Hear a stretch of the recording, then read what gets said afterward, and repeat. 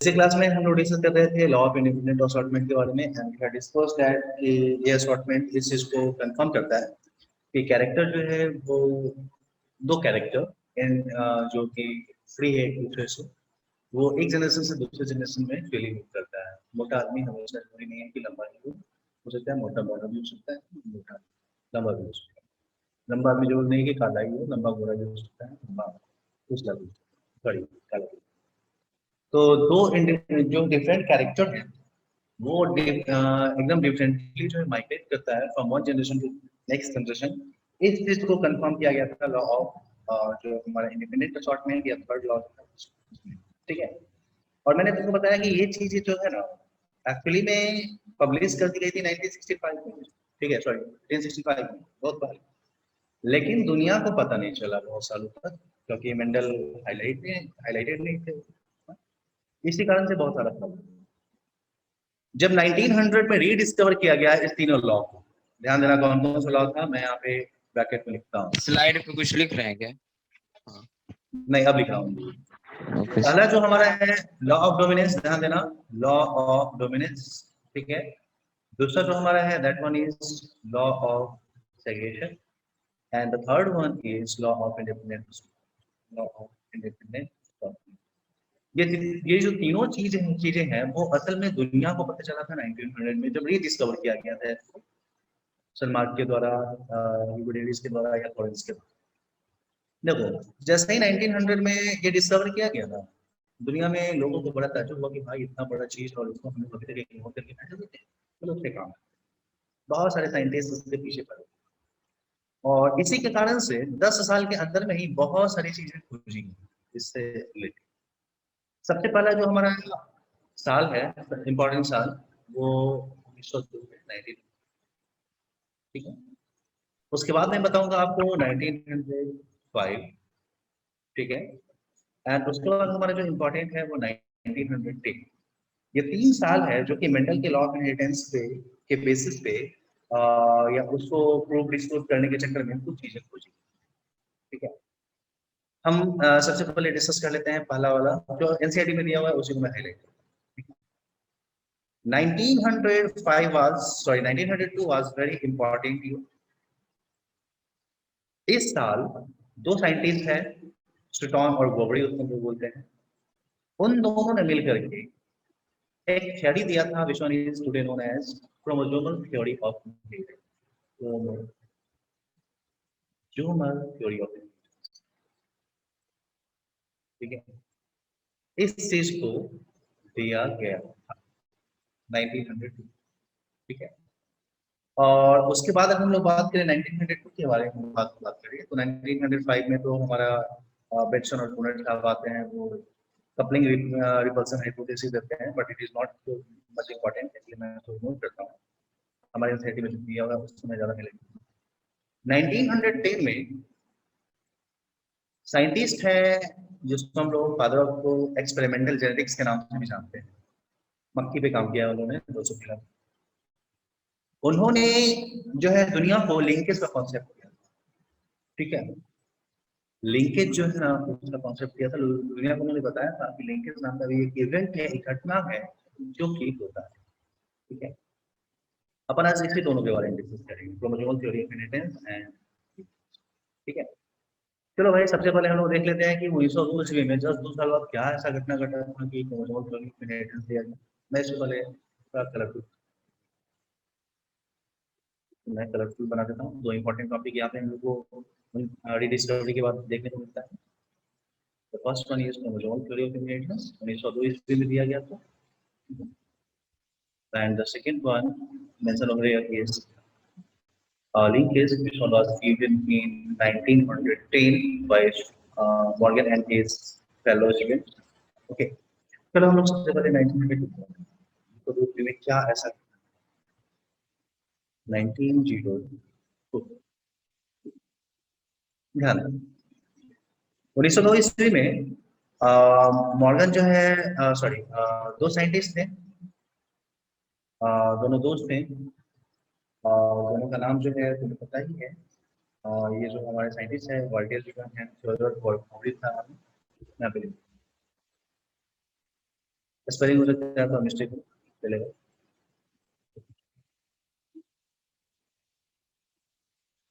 Voltaire, stone, and दूसरा जो हमारा है वो थियोडोर वर्बी, ठीक है, थियोडोर वर्बी। इन्होंने ही दोनों ने एक बड़ा ही इंटरेस्टिंग इवेंट देखा।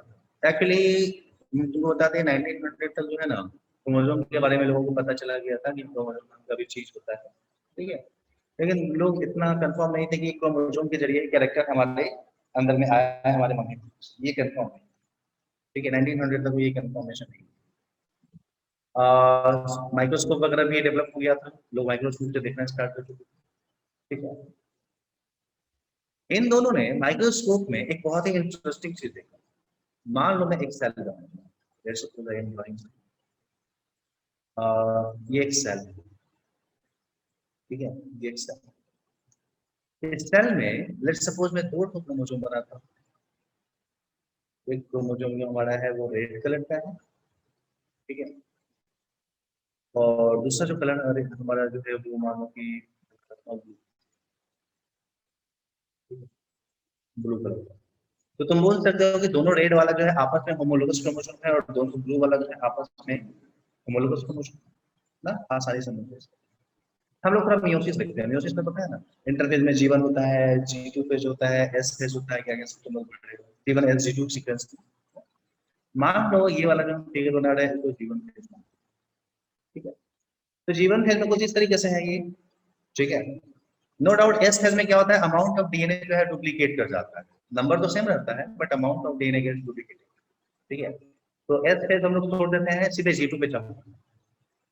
मान लो ये हमारा सेल है, ठीक है, और ये एस फेज हम लोग भूल गए जब डीएनए हमारा बना, मतलब डीएनए जो है दोगुना हुआ, जी2 पे चले गया। यहाँ पे देखेंगे तो पता चलेगा कि जो हमारा क्रोमोसोम है इसका अमाउंट है वो डुप्लीकेट कर गया है, नंबर ऑफ क्रोमोसोम से है लेकिन अमाउंट उसका डुप्लीकेट कर गया। क्या है, बड़ा ही आसान चीज है, बहुत ही चीज है, ठीक है। चलो amount has been duplicate, number of chromosome is same, देखो दोनों होमोलोगस क्रोमोसोम दो दो ही है, लेकिन अमाउंट जो है उसका इंक्रीज। आगे बढ़ते हैं हम लोग, इंटरफेस हमारा कंप्लीट हो गया, अब तो ये डिवाइड करने चलेगा, हमारा माइटोसिस में आ जाएगा, डिवाइड करना चाहेगा ये, या मियोसिस, जनरली अगर मान लो ये हमारा गैमेट बना रहा है तो मियोसिस करेगा, और क्या, ठीक है। तो मियोसिस के दरमियान क्या होगा ध्यान, चलो मैं मियोसिस का थोड़ा फिगर बनाता हूँ, सेल को थोड़ा मॉडिफाई करता हूँ, सेल को थोड़ा मैं ऐसा बनाता हूं, ठीक है। अब होगा यहाँ पे क्या, गौर करना, ये जो हमारा होमोलोगस क्रोमोसोम जो है, ये मान लो मम्मी वाला क्रोमोसोम था, ये पापा वाला क्रोमोसोम, ठीक है। एक और होमोलोगस क्रोमोसोम हम लोग बना रहे हैं, कौन सा, दिस वन, ये होमोलोगस क्रोमोसोम ना। अब यहाँ पे होना जाना क्या है सर, ध्यान दीजिए, आपको पता है कि यहाँ पे स्पाइनल फाइबर जो है जाकर के अटैच हो जाएगा, ऐसे स्पाइनल से ना, और स्पाइनल फाइबर अटैच जब हो जाएगा तो ये होगा कि वो उसको पोल की तरफ खींचना स्टार्ट कर दिया है, इधर भी जो है वो क्या होगा, इसको पोल की तरफ खींचना स्टार्ट, ठीक है। और उसी समय क्या होगा, हमारा एक और काम होने वाला है, एक मिनट, हाँ चलो वो उसको खींचना स्टार्ट कर दिया है, एक मिनट, follow करो। हाँ चलो ठीक है, तो यहाँ पे कुछ इस तरीके से, हाँ एक चीज और तुमको मैं, हाँ, थोड़ा सा, ये होमोलोगस क्रोमोसोम मम्मी पापा वाला जो है, इसमें मान लो कि कैपिटल ए है तो नो डाउट इसमें स्मॉल ए हो सकता है, यहाँ पे कैपिटल बी है तो यहाँ पे स्मॉल स्मॉल बी हो सकता है, तो कैसे, यहाँ पे मान लो 1 है तो यहाँ पे 2 होगा, और 1 है तो यहाँ पे मान लो कि रोमन 1 होगी, यहाँ पे 2 है तो यहाँ पे रोमन 2, मैं यहाँ पे दिखा दूँ, ये हमारा स्मॉल ए, ये हमारा कैपिटल बी, नो डाउट यहाँ पे डुप्लीकेट गया तो ये भी स्मॉल बी होगा, ये भी हमारा कैपिटल बी होगा, capital B, capital A, small B, ये 1 है तो नो डाउट ये भी 1 होगा, ये 2 है तो ये भी 2 होगा, ये रोमन 1 है तो ये भी रोमन 1 होगा, ये रोमन 1 है तो ये भी रोमन 1 होगा, एंड अगर हम लोग बात करेंगे तो यहाँ पे ये वाला, अगर रोमन 2 है तो ये भी रोमन 2 है, यहाँ पे कुछ इस तरीके से जो हमारा है कि क्या है, ये डिवीजन स्टार्ट हुआ, मतलब कि इधर ये small A capital B capital B, समझना बड़ा आसान चीज है, बहुत आसान, ठीक है। Capital A capital small B तो मटेरियल है ये हमारा ना, 1 1 2 2 स्मॉल 1 स्मॉल 2 स्मॉल 2, ठीक है। तो ये एक तरीका जो हमारा कुछ इस तरीके से इसका जो है होना है, ठीक है। अगर इस तरीके से होगा तो क्या पॉसिबिलिटीज बनती हैं, चलो उसको हम थोड़ा देखते हैं। इस तरीके से अगर होगा तो यहाँ पे क्या पॉसिबिलिटी होती है, हो सकती है, थोड़ा उसको हम लोग सॉल्व करते हैं। होगा यूं, थोड़ा देर के बाद जो है, सॉरी, थोड़ी देर के बाद जो है हमारा वो सेल बनेगा, and then that one cell, ये डिवाइड किया, डिवाइड करने के बाद दो सेल बनने वाला है, मान लो एक सेल ये है, तो दूसरा जो डॉटर सेल है ना। अब यहाँ पे होगा क्या, ये वाला ऊपर चला गया, तो नो डाउट इसमें ये आएगा, जबकि ये वाला नीचे चला गया, नो डाउट उसमें ये आएगा ना। और ये वाला जो हमारा है, दिस वन ब्लू कलर वाला, ये कैसे, ध्यान दें। चलो देखो कोशिश करते हैं। अब यहाँ पे तुम जीन देखो कैसे मूव कर रहा है, जीन केवल तुम फोकस करते रहो, एलील्स कैसे मूव कर रहे हो केवल ध्यान देते रहो, सब चीज समझ में आ जाएगा, केवल एलील को हम लोग फोकस करके यहाँ पे, बड़ा आसान चीज में देखो, यहाँ पे स्मॉल आया, कैपिटल बी आया, नो डाउट कोई दिक्कत नहीं है, 1 आया 1 आया 2 आया 2, यहाँ पे capital A capital A, small B small 1 1 small 2, ठीक है। चलो ये हमारा म्यूसिस फर्स्ट कंप्लीट हुआ है, यहाँ पे जो मैं दिखा रहा हूँ, that one is meiosis first, meiosis first, ठीक है, ये म्यूसिस फर्स्ट, ठीक है। देख रहे हो यहाँ पे हमारा नंबर ऑफ होमोलोगस क्रोमोसोम यहाँ पे 2 था, तो नो डाउट इसको बोल सकते हैं कि यहाँ पे हमारा 2n था ना, यहाँ पे भी हमारा 2n था, कोई दिक्कत नहीं है, यहाँ पे भी 2n था, लेकिन अब तो हमारा क्रोमोसोम जो है एक एक सेट यहाँ पे बच गया, हो सकते हैं कि हमारा यहाँ पे अब n हो गया, लेकिन एक बार और डिवाइड कर सकता है, क्योंकि क्रोमोसोम के क्रोमैटिड्स अभी सेपरेट नहीं हुए हैं। चलो सेपरेट करवा देते हैं, एक बार और उसको डिवाइड करवा देंगे तो कितने डॉटर हमारे ये है सेल बन जाएंगे, वो ध्यान देना है यहाँ पे, एक म्यूसिस को जस्ट हम दिखा रहे हैं, ठीक है। देखो ये वाला सेल जो है ये 2 सेल में डिवाइड हो सकता है, मैं यहाँ पे दिखाता हूँ, छोटा सा डंडा से चलिए, दिस वन ऐसे, बड़ा आसान ये चीज है, थोड़ा सा तुमको समझना है क्रोमोसोम का मूवमेंट कैसे हो रहा है वो समझना है। चलो अब हम इसको क्रोमोसोम क्रोमोसोम कैसे, ध्यान दीजिए, ये जो हमारा है 2 क्रोमैटिड था, एक क्रोमैटिड इसमें जाएगा, दूसरा क्रोमैटिड इसमें जाएगा, जाएगा ना, इसका भी 2 क्रोमैटिड था, एक क्रोमैटिड इसमें जाएगा और दूसरा क्रोमैटिड इसमें जाएगा। नेक्स्ट ब्लू वाला हमारा जो क्रोमोसोम है, दैट वन क्रोमोसोम जो है वो भी टूटेगा, 2 क्रोमैटिड में अलग होगा। इसका देखो एक क्रोमैटिड जो है ऐसे गया, एक इसमें है, इसका भी देखो कुछ इस तरीके से करेगा ना। अब चलो हम लोग यहाँ पे जीन लिखते हैं, ठीक, ध्यान दो। मैं जो है इसका जीन जो है अब यहाँ पे स्टार्ट करता हूँ, नो डाउट ये रेड वाला स्मॉल ए कैपिटल बी आएगा, इसमें 1 आएगा 2 जीन आएगा, यहाँ पे देखो स्मॉल ए कैपिटल बी 1 आएगा 2 आएगा, इसमें क्या है कैपिटल ए स्मॉल बी ना, यहाँ पे 1 आएगा और 2 आएगा, यहाँ पे भी हमारा कैपिटल ए स्मॉल बी 1 आएगा एंड 2 आएगा, कुछ इस तरीके से हमारा, ठीक है।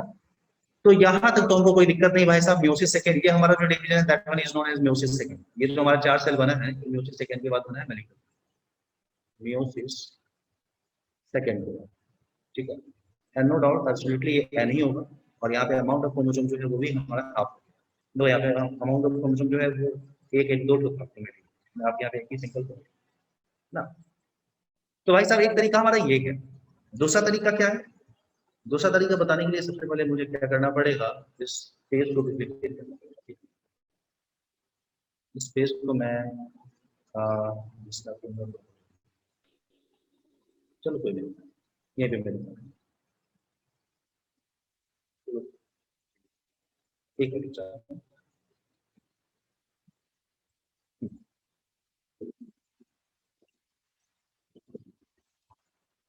अब सेकेंड पॉसिबिलिटी क्या है उसको हम थोड़ा दिखाते हैं। पहला तो पॉसिबिलिटी हमारा ये हुआ, सेकेंड पॉसिबिलिटी हम सेकेंड पॉसिबिलिटी को थोड़ा ऊपर की तरफ बढ़ाते हैं, ठीक है।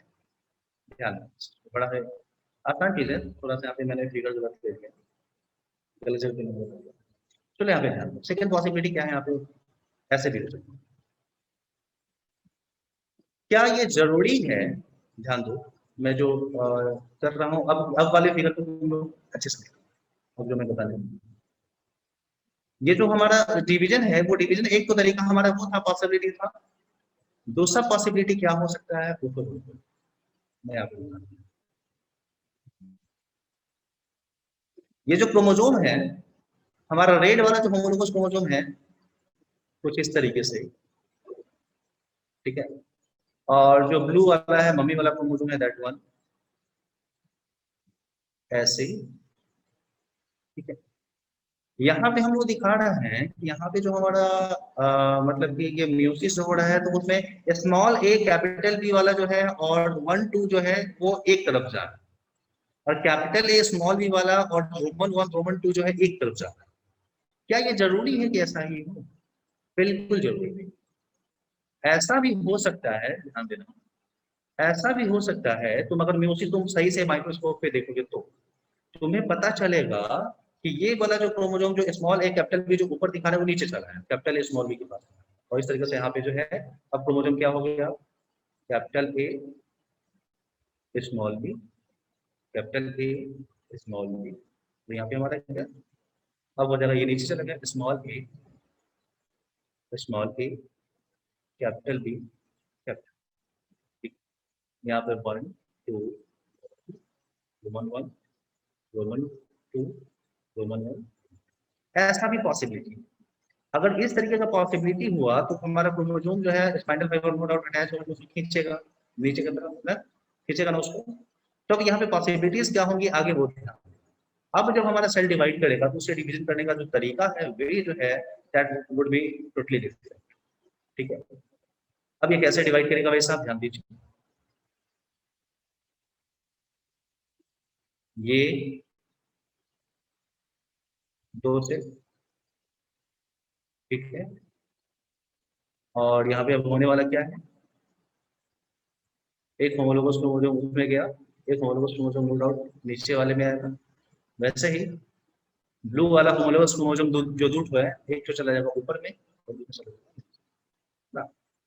अब यहाँ पे जेनेटिक या जेनेटिक कंस्टिट्यूशन कैसे होगा, जीन कैसे यहाँ पे होगा, दोनों डाउट ऊपर वाला जो है वो क्या है हमारा, capital A small B, capital A small B, और ये क्या है 1 2 1 2, जबकि यहाँ पे ये क्या हो जाएगा, small A capital B small A capital B, 1 2 1 sorry small 1 small, कुछ इस तरीके से। अगर ये म्यूसिस सेकेंड करेगा तो अब क्या होने वाला है, अब क्रोमोसोम डिवाइड हो गया, होमोलोगस क्रोमोसोम, अब क्रोमेटिड की बारी है, क्रोमेटिड डिवाइड करने वाला है ना। और नो डाउट क्रोमेटिड की अगर हम लोग डिवीजन की बात करते हैं तो क्रोमेटिड के डिवीजन को इस तरीके से होगा, ये एक ऊपर वाले सेल्स है, ये 2 हमारा बना, ये नीचे वाले सेल्स, ठीक है।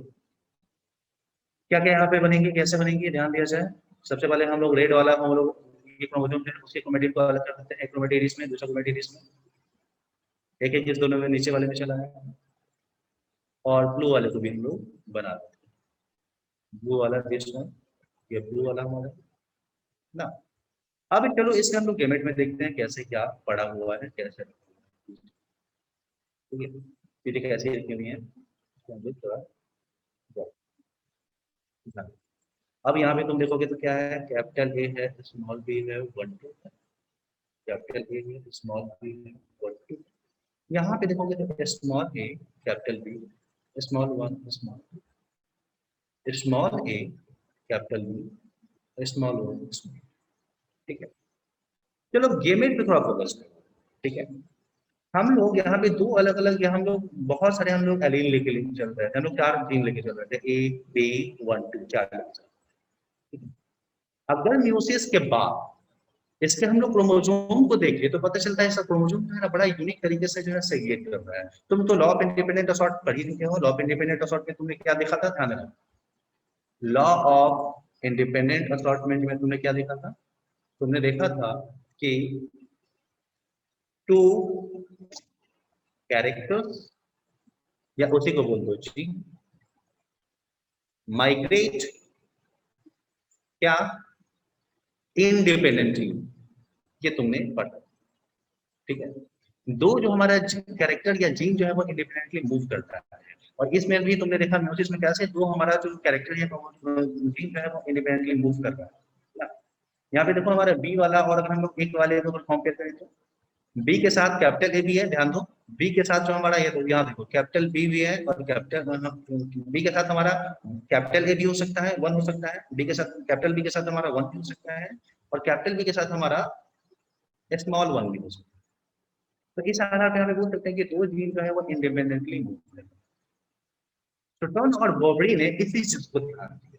उसने बोला कि भाई साहब जीन तो इंडिपेंडेंटली मूव करता ही है, लेकिन आप माइक्रोस्कोप में अगर म्यूसिस स्ट्रक्चर में देखिएगा ना, तो दो जो हमारा होमोलोगस क्रोमोसोम है, जैसे ये capital A sorry small A capital B, capital A small B, ये होमोलोगस क्रोमोसोम भी इंडिपेंडेंटली मूव करता है। जरूरी नहीं कि हमारा जो है ना, सॉरी दो नॉन होमोलोगस क्रोमोसोम, दो नॉन होमोलोगस क्रोमोसोम जो है, जैसे ये ए बी वाला क्रोमोसोम और ये 1 2 वाला, रेड वाला और ब्लू वाला, ये भी इंडिपेंडेंटली मूव करता है। जरूरी नहीं कि कैपिटल ए कैपिटल बी के साथ 1 2 ही जाए, हो सकता है कि कैपिटल ए कैपिटल बी के साथ हमारा स्मॉल 1 स्मॉल 2 चला। जरूरी नहीं कि हमारा कैपिटल ए स्मॉल बी के साथ हमेशा स्मॉल 1 स्मॉल 2 ही जाए। हो सकता है कि कैपिटल ए स्मॉल ई वाले क्रोमोसोम के साथ हमारा 1 2, ठीक ना। तो मियोसिस के दरमियान उन्होंने लॉ ऑफ इनहेरिटेंस को ही क्रोमोसोम पे अप्लाई कर दिया। उन्होंने बोला कि जिस तरीके से दो जीन इंडिपेंडेंटली एक जनरेशन से दूसरे जनरेशन में जाते हैं, वैसे ही दो नॉन होमोलोगस क्रोमोसोम, वर्ड पे ध्यान देना, नॉन होमोलोगस क्रोमोसोम, बहुत सारे लोग यहाँ पे गलती करते हैं। नॉन होमोलोगस क्रोमोसोम, तुम रेड वाला और ब्लू वाला, ये दोनों तो नॉन होमोलोगस है ना आपस में, एक दूसरे से तो ये एक दूसरे के रिलेशन में थोड़ी है। यहाँ पे ए भी लिखा हुआ है, जब यहाँ पे 1 2 लिखा हुआ है, नॉन होमोलोगस, जबकि रेड वाला दोनों आपस में होमोलोगस क्रोमोसोम है ना। तो यहाँ पे इसको देखने के बाद उनको पता चला कि दो नॉन होमोलोगस क्रोमोसोम जो है वो हमेशा इंडिपेंडेंटली मूव करते हैं, ठीक है। और उसी को उन्होंने कन्वर्ट कर दिया क्रोमोसोमल थ्योरी ऑफ इनहेरिटेंस, ठीक है। और उन्होंने बोला, क्या बोला उन्होंने, ध्यान देना, मैंने इंपॉर्टेंट है इसलिए मैं गलत, उन्होंने बोला टू नॉन होमोलोगस क्रोमोसोम्स क्या मूव इंडिपेंडेंटली, ठीक है, फ्रॉम ड्यूरिंग मियोसिस बोल सकते हैं, ड्यूरिंग मियोसिस। मियोसिस के साथ उन्होंने जो है ना, साथ के समय वो जो है एकदम इंडिपेंडेंटली मूव करता है। यही तो कारण है कि हम लोग जो पेरेंट लेके चल रहे थे, वहां पे क्या था हमारा, पेरेंट जब लेके चल रहे थे तो वहां पे हमारा पीछे में देख लेता हूँ, कैपिटल स्मॉल ए के साथ कैपिटल बी था, और 1 2 था, और capital A small B small 1 small 2 था। जब हमने उसे गेमेट देखा तो पता चला यहाँ पे कि स्मॉल ए कैपिटल बी के साथ हमारा 1 2 दिया है, ऊपर में देखो स्मॉल ए कैपिटल बी के साथ हमारा जो है वो स्मॉल 1 स्मॉल 2। इसको उन्होंने बोला chromosomal law of independent assortment. ये जो हमारा नियम बना ना, इस नियम को बोला गया है chromosomal law of independent assortment में लिखा। इस कॉन्सेप्ट को उन्होंने बोला है chromosomal law of independent assortment, independent assortment, ठीक, इस नाम से उन्होंने पुकारा है इस कॉन्सेप्ट, ठीक है। एनसीईआरटी में फिगर दिया हुआ है, मैं फिगर दिखा, ये वाला देखो ना, बड़ा अच्छा ये फिगर दिखाया हुआ है, मैं पॉइंटर्स देखो यहाँ पे दो होमोलोगस क्रोमोसोम है, एक होमोलोगस क्रोमोसोम ये वाला था ना, आपस में जुड़ा हुआ है, और दूसरा होमोलोगस क्रोमोसोम जो है ये वाला आपस में जुड़ा हुआ है। ये दोनों होमोलोगस क्रोमोसोम, ये दोनों जो है ना होमोलोगस क्रोमोसोम, नीचे वाला जो है वो भी आपस में होमोलोगस क्रोमोसोम। दो पॉसिबिलिटी है यहाँ पे, ब्राउन वाले के साथ देखो, ब्राउन वाले के साथ ये ग्रीन वाला नॉन होमोलोगस क्रोमोसोम आ सकता है ना, या ब्राउन वाले के साथ रेड वाला नॉन होमोलोगस क्रोमोसोम आ सकता है। येलो वाले के साथ देखो, रेड वाला नॉन होमोलोगस क्रोमोसोम आ सकता है, या येलो के साथ हमारा जो है वो ग्रीन वाला नाम। मतलब क्या, इस कॉन्सेप्ट को देखने के बाद हमको पता चलता है टू नॉन होमोलोगस क्रोमोसोम, ठीक है, नॉन होमोलोगस क्रोमोसोम क्या मूव इंडिपेंडेंटली, मूव इंडिपेंडेंटली, ठीक है। इससे यही हम लोग को समझ में आता है, तुम लोग पढ़ना, तुमको समझ में आ जाएगा। यहाँ पे दिया हुआ है one long orange and short green chromosome and yellow and third recombinant at the same, ठीक है। यहाँ पे हमारा पॉसिबिलिटी फर्स्ट दिखाया, पॉसिबिलिटी सेकंड दिखाया है। दोनों पॉसिबिलिटी में देख रहे हो क्या है, इंडिपेंडेंट हमारा असॉर्टमेंट हो रहा है। क्रोमोसोम का क्या, ये तुम गौर करना, होमोलोगस क्रोमोसोम नहीं, non homologous chromosome. Homologous chromosome चलो जी, अब हम लोग थोड़ा देख ही लेते हैं। जब बात की है होमोलोगस नॉन होमोलोगस क्रोमोसोम की, तो थोड़ा हम लोग होमोलोगस क्रोमोसोम की बात करते हैं, ठीक है। थोड़ा सा हम लोग होमोलोगस क्रोमोसोम पे आ रहे हैं, ध्यान दें। ये तो हमारा नॉन होमोलोगस क्रोमोसोम की बात कर रहे थे, होमोलोगस क्रोमोसोम को भी पूरा हम लोग, ठीक है। दूसरा क्या, मैं फिर से फिगर बनाता हूँ। मान लो ये हमारा एक्सेल, ठीक है। और यहाँ पे हमारा जो ये सेल है, एक मिनट, ये हमारा तो शॉर्ट में यही हुआ है, फिगर फिगर में दिखा यहाँ पे, ठीक है। यहाँ पे देखो हमारा दो होमोलोगस क्रोमोसोम है, येलो वाला और ये जो हमारा है ग्रीन वाला ना। और यहाँ पे जो हो रहा है वो डिवीजन कर रहा है। ये हमारा होमोलोगस क्रोमोसोम येलो वाला और हमारा ब्राउन वाला, ठीक है।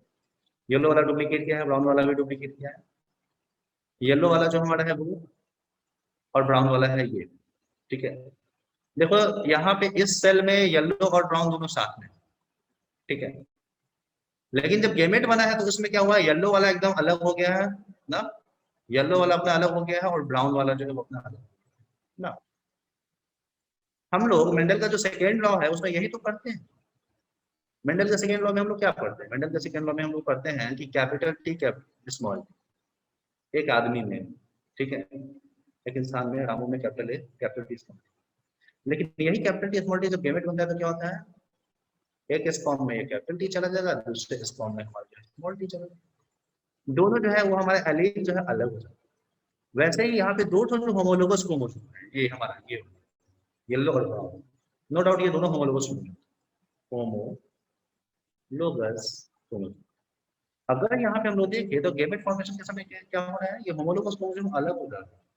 जैसे यहाँ पे हमारा एलील जो है वो अलग हो जा रहा है, वैसे यहाँ पे हमारा होमोलोगस क्रोमोसोम, मियोसिस के दरमियान टिटॉन और बोविन इस चीज को, ठीक है, कि उसमें होता क्या है, हमारा होमोलोगस क्रोमोसोम अलग, ठीक है। इसी चीज को सुटोन और बोवी ने बोला कि ड्यूरिंग मियोसिस क्या होमोलोगस क्रोमोसोम क्या गेट्स सेग्रीगेटेड, ठीक है, सेग्रीगेट कर सकते हैं, जस्ट लाइक टू क्या एलियंस, ठीक है, एलियंस के जैसे ही वो सेग्रीगेट कर जाता है। और इसी कॉन्सेप्ट को उन्होंने बोला कि भैया ये क्रोमोसोमल लॉ ऑफ सेग्रीगेशन है, ठीक है। इसी कॉन्सेप्ट को उन्होंने नाम दे दिया कि भैया ये क्रोमोसोमल लॉ ऑफ सेग्रीगेशन है, मैं यहाँ पे लिखता हूँ। इसी को उन्होंने कॉन्सेप्ट दिया कि भाई साहब ये क्रोमोसोमल लॉ ऑफ क्या है, सेग्रीगेशन, ठीक ना। तो इस तरीके से 1902 में टोटन और गोबरी ने दो कॉन्सेप्ट दिया है। पहला जो कॉन्सेप्ट हमारा है वो है क्रोमोसोमल लॉ ऑफ सेग्रीगेशन, और दूसरा जो हमारा है chromosomal law of independent form. और इसी को दोनों को मिलाकर के हम लोग बोलते हैं क्रोमोसोमल थ्योरी ऑफ इनहेरिटेंस, ठीक ना। तो चलो मैं यहाँ पे लिख देता हूँ, क्रोमोसोमल थ्योरी ऑफ इनहेरिटेंस, ठीक है। जस्ट कॉपी पेस्ट वाला कॉन्सेप्ट है ये, कॉपी किया गया है कहीं से, किससे, तो मेंडल से, और पेस्ट कर दिया गया है क्रोमोसोम, ठीक है। क्रोमोसोम को कॉपी और पेस्ट करके यहाँ पे बनाया गया है। इस नियम को 1902 में इसको बनाया गया था, ठीक है, 1902 में बनाया गया है। पहला जो हमारा है वो क्या है, चलो मैं यहाँ पे लिख दूँ। The first one is, first law is called chromosomal chromosomal law of segregation, मैं शॉर्ट में लिखूंगा, ठीक है। और दूसरा जो हमारा है उसमें क्या बोलेंगे, chromosomal law of independent association, ठीक है। तुमको यहाँ पे डिफाइन कैसे करना है, इसको ध्यान देना, डिफाइन करना है कि क्रोमोसोमल लॉ ऑफ सेग्रेगेशन के दरमियान क्या होता है, होमोलोगस क्रोमोसोम सेग्रीगेट करते हैं। जबकि अगर हम लोग chromosomal law of independent assortment की बात करते हैं, यहाँ पे क्या होता है, non homologous chromosome, non homologous chromosome move independently, independent assort होता है, असॉर्ट अलग होता है इंडिपेंडेंटली, ठीक है। तो इसी को हम लोग क्रोमोसोमल थ्योरी ऑफ यूनिटी बोलते हैं। आई थिंक बड़ा आसान चीज था और एनसीईआरटी में दिया हुआ है बहुत अच्छे से, तुम लोग को समझ में आ रहा है, क्या आ रहा है, पीयूष और विकास आसिफ, बोलो। Yes sir. Yes sir. हाँ सर। बहुत आसान था भाई साहब, बहुत आसान है, कॉपी पेस्ट कॉन्सेप्ट है ये, सीधे याद रखना है। चलो आगे बढ़ो। अब हम लोग एक बड़ा ही इंटरेस्टिंग टॉपिक को डिस्कस करने जा रहे हैं, which one is known as linkage. 1910 ईस्वी में इसको दिया गया था, ठीक है। चलो मैं पहले हेडिंग, ठीक है, लिंकेज।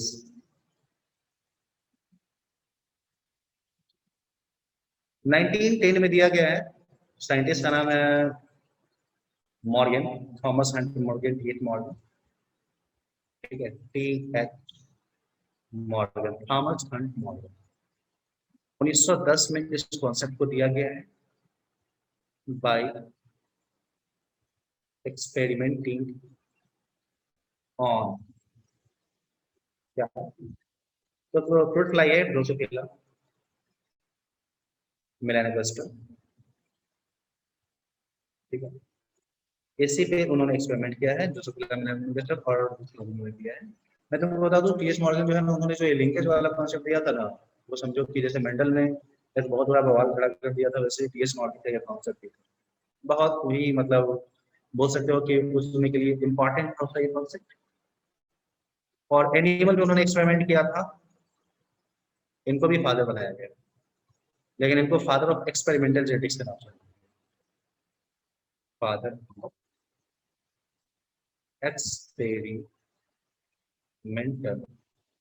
जेनेटिक्स, ठीक है, ये याद रखना।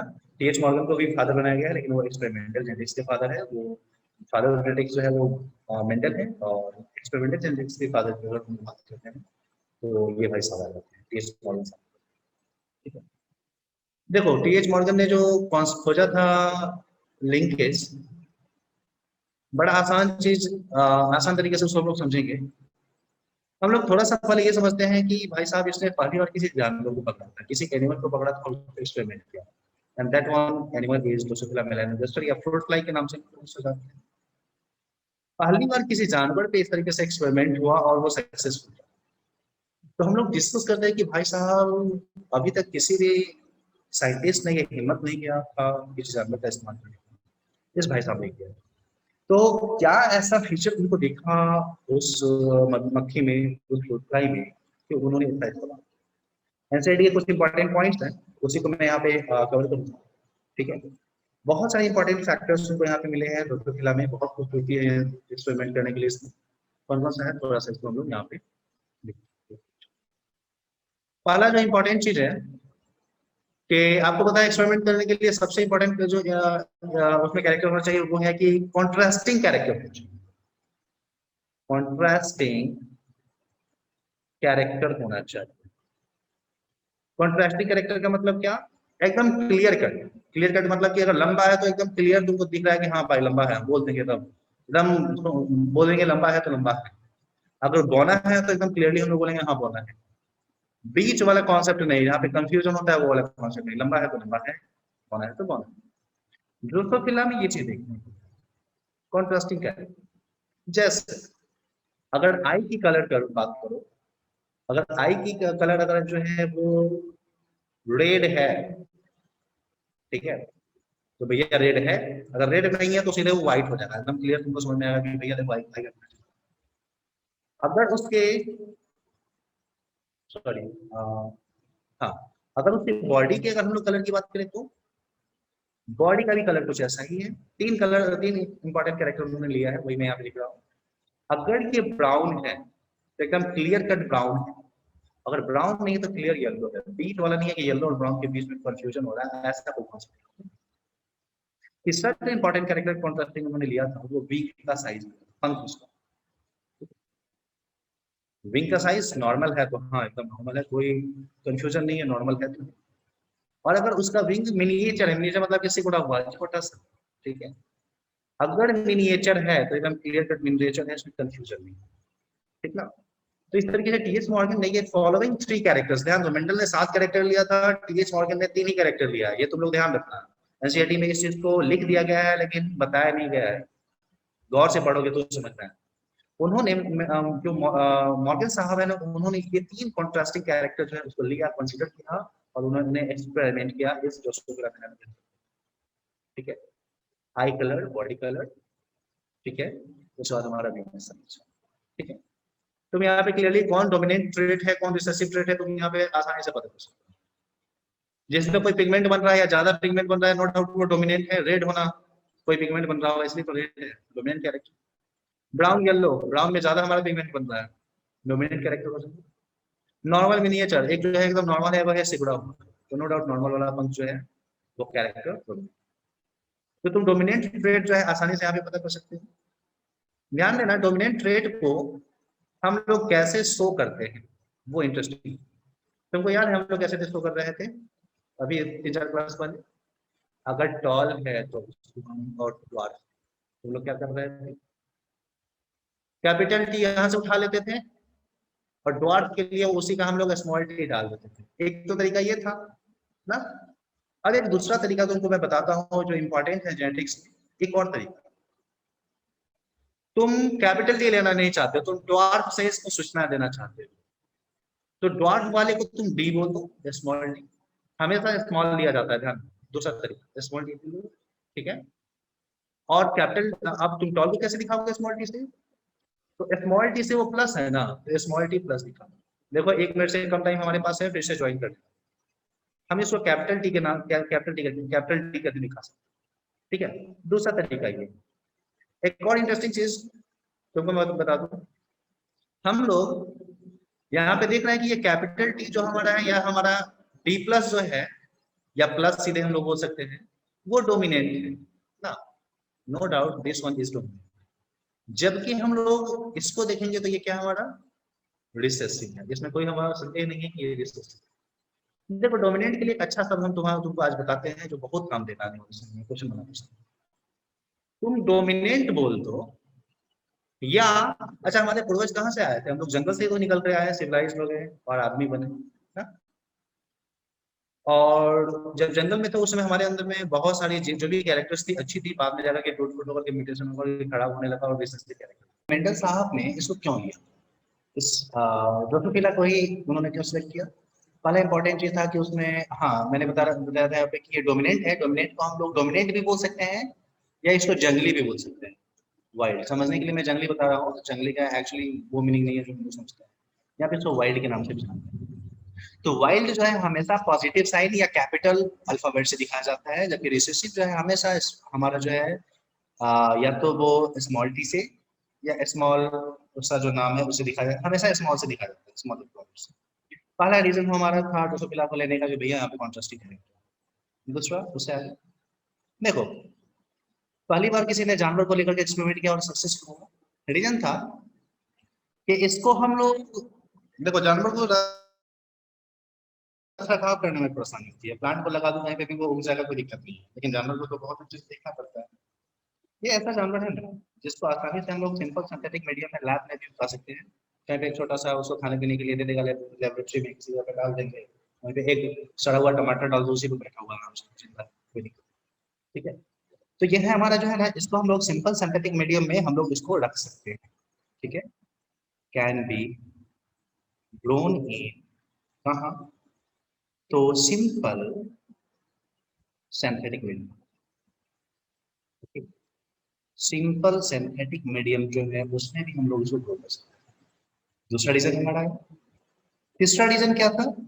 तीसरा रीजन था कि इसका लाइफ स्पैन बहुत छोटा था। इसका लाइफ स्पैन जो है बहुत छोटा है। समझ लो 2 सप्ताह में ही अपना नेचुरल साइकिल कंप्लीट कर लेता है, 14 दिन में मर जाता है। 2 वीक के अंदर में अपना लाइफ कंप्लीट कर लेता है, इसलिए कोई दिक्कत नहीं है। मतलब कि हम इसका 4 जनरेशन 1 महीना में निकाल सकते हैं। मटर के पौधे से भी हम इसका लाइफ स्पैन हो गया ना। तो इस पर एक्सपेरिमेंट करना बहुत आसान है ना। तो ये चीज है। उसके साथ साथ ये प्रोड्यूस करता है लार्ज अमाउंट ऑफ क्या? प्रोजेनी। जो संतान है एकदम सैकड़ों की संख्या में एक बार पैदा करता है, जन्म देता है ना। तो ये चीज जो हमारा है ये इंपॉर्टेंट था। ठीक है। उसके साथ साथ यहाँ पे एक और चीज, मेल और फीमेल में कभी तुमको कंफ्यूजन नहीं होता। मेल और फीमेल जो है ना, तो उसको इजीली डिस्टिंग्विश कर सकते हो, बता सकते हो कि भैया ये जो मक्खी जो है मेल है और ये फीमेल। तो बोल सकते हैं male and female are easily distinguishable. तो इस सब कैरेक्टर के कारण हम लोग बोल सकते हैं कि ड्रोसोफिला मेलानोगास्ट्रिक को है इस्तेमाल किया गया था एज अ हम लोग बोल सकते हैं मॉडल ऑर्गेनिज्म इन एक्सपेरिमेंट। ठीक है। और भाई साहब क्या गजब का कॉन्सेप्ट उन्होंने यहाँ से निकाला। हम लोग अगली क्लास में डिस्कस करेंगे कि कैसे उन्होंने मेल और फीमेल ड्रोसोफिला को कोटलस से कनेक्टेड लेते हुए एक्सपेरिमेंट कराया और लिंकेज का कॉन्सेप्ट। ठीक है। तो वो अपन नेक्स्ट क्लास में डिस्कस करेंगे। आज के लिए इतना ही। अभी हम लोग क्या कर रहे थे एक बार हम लोग देख लेते हैं। हमने डिस्कस किया कि भाई साहब 1902 का समय था।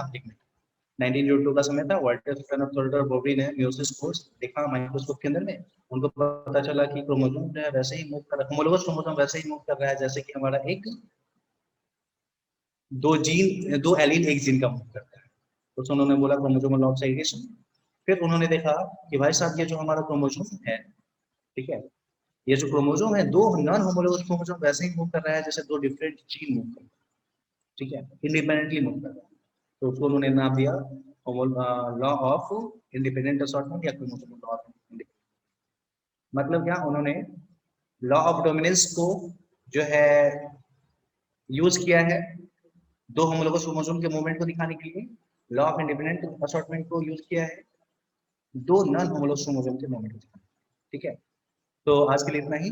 अगले क्लास में से आगे डिस्कस करेंगे। आप लोग नेक्स्ट क्लास के लिए प्रिपेयर हो जाइए। 5 मिनट के अंदर